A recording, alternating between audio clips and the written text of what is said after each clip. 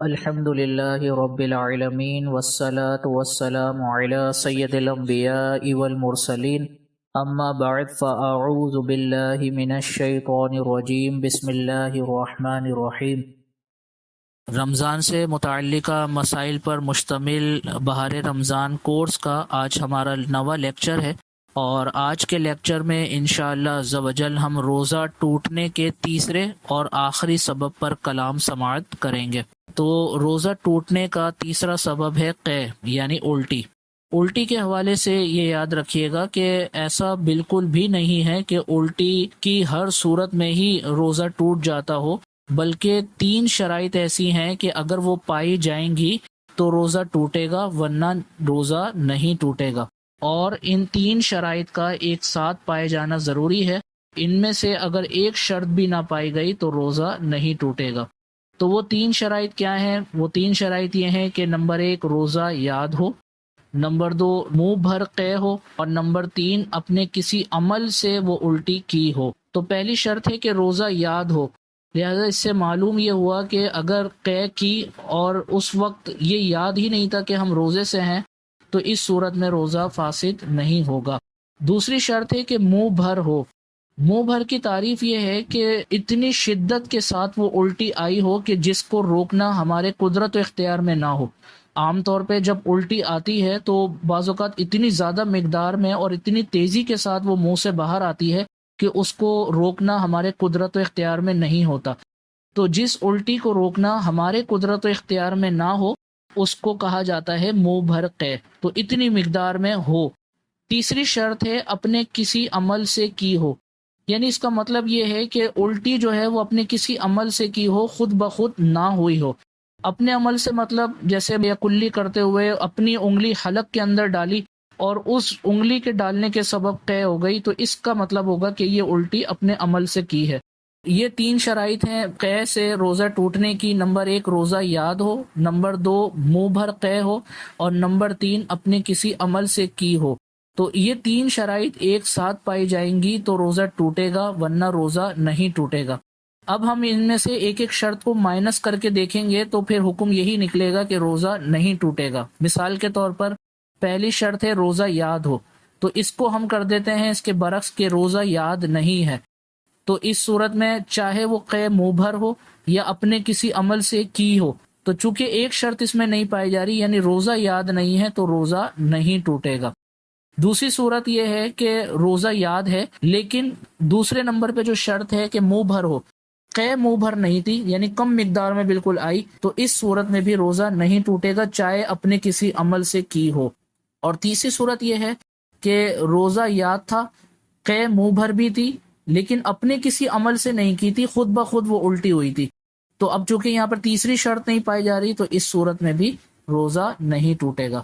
ان 3 شرائط کی مدد سے آپ نے یہ سمجھ لیا ہوگا کہ ہر صورت میں الٹی سے روزہ ٹوٹ جائے ایسا ضروری نہیں ہے، بلکہ یہ 3 شرائط جب بھی پائی جائیں گی تو روزہ ٹوٹے گا، ورنہ روزہ نہیں ٹوٹے گا۔ اور یہ بھی ہم نے پڑھا کہ ان 3 شرائط کا ایک ساتھ پائے جانا ضروری ہے، ان میں سے ایک شرط بھی اگر نہ پائی گئی تو روزہ نہیں ٹوٹے گا۔ اب آگے قے سے متعلق چند مزید مسائل ہیں، انشاءاللہ اس پر بھی کلام کرتے ہیں۔ پہلا مسئلہ یہ ہے کہ قے سے روزہ ٹوٹنے کے سبب صرف قضا ہوگی، یعنی مراد یہ ہے کہ اگر یہ 3 شرائط پائی گئیں جو ابھی ہم نے پڑھی ہے تو روزہ ٹوٹ جائے گا، لیکن روزہ ٹوٹ جانے کے سبب صرف قضا لازم ہوگی، اس میں کفارہ لازم نہیں ہوگا۔ اس کے بعد اگلا مسئلہ ہے کہ کڑوا پانی حلق میں محسوس ہونے کے سبب روزہ نہیں ٹوٹے گا۔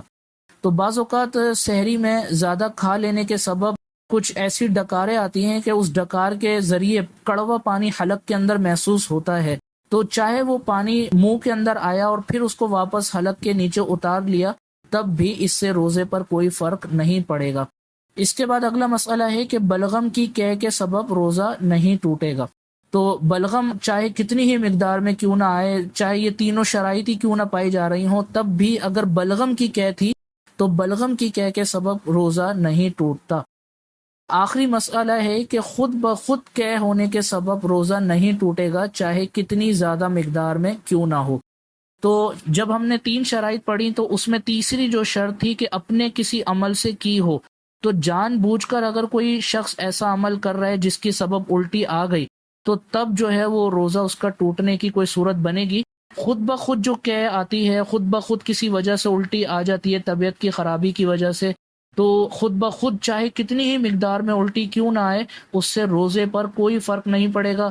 یہ مسئلہ بہت زیادہ امپورٹنٹ ہے اس اعتبار سے کہ ہماری عوام کے اندر یہ مسئلہ بہت زیادہ غلط مشہور ہے کہ لوگ یہ سمجھتے ہیں کہ قے ہو جانے کے سبب، الٹی ہو جانے کے سبب روزہ ٹوٹ جاتا ہے، اور پھر وہ یہ سمجھتے ہیں کہ روزہ ٹوٹ گیا ہے تو اس کے بعد وہ کھانا پینا شروع کر دیتے ہیں، حالانکہ یہ شرعی مسئلے سے لا علمی کے سبب بالکل بھی درست نہیں ہے۔ تو خلاصہ کلام یہ ہوا کہ خود بخود الٹی چاہے کتنی ہی مقدار میں انسان کو کیوں نہ آئے اس سے روزے پر کوئی فرق نہیں پڑتا، اور اس بارے میں نبی کریم علیہ الصلاۃ والسلام کی حدیث مبارکہ بھی ہے کہ 3 چیزیں ایسی ہیں کہ جو روزے کو نہیں توڑتی۔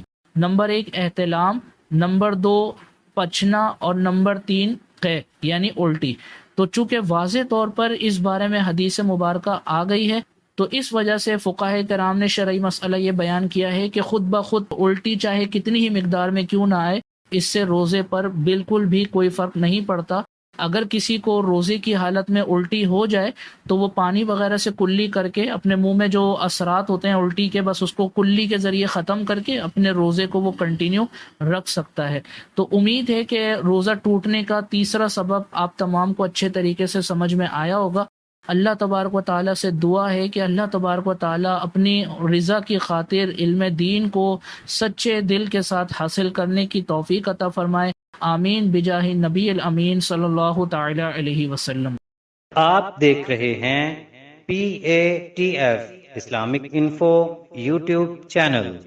مزید اسلامک ویڈیوز کے لیے ہمارا چینل سبسکرائب کریں۔